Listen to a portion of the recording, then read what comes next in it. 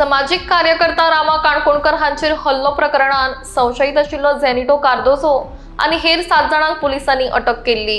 दरम्यान झेनिटो हाणें जामिना खातीर अर्ज केल्लो, मात पीडित रामा हांणी इंटरव्हेन्शन पिटिशन फायल केल्ले। अखेरेक झेनिटोची बेल रिजेक्ट जाली। ह्या खटल्या संदर्भात कांय माहिती जाणून घेवयात।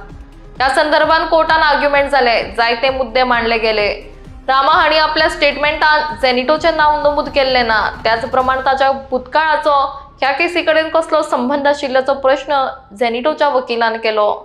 मात जर झेनिटो इनोसंट आसा जाल्यार ताणें इलेक्ट्रॉनिक एविडन्स डिस्ट्रॉय करपाचो प्रयत्न कित्याक केलो? झेनिटो हाणें आपले व्हॉट्सॲप आनी कॉल रेकॉर्ड्स कित्याक डिलीट केले? ह्या विशीं रामाच्या वकिलान प्रश्न उक्तायले। त्या खटल्या दरम्यान झेनिटो हाचे 600 लोकांचे गँग आसा।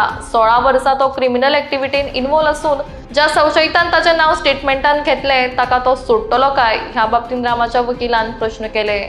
त्याच प्रमाण झेनिटो हो वायलंट असून हायकोर्टान ताचो डेंजरस नेचर ऑब्जर्व केल्लो आशिल्ल्याचें रामाच्या वकिलान कोर्टान सांगले।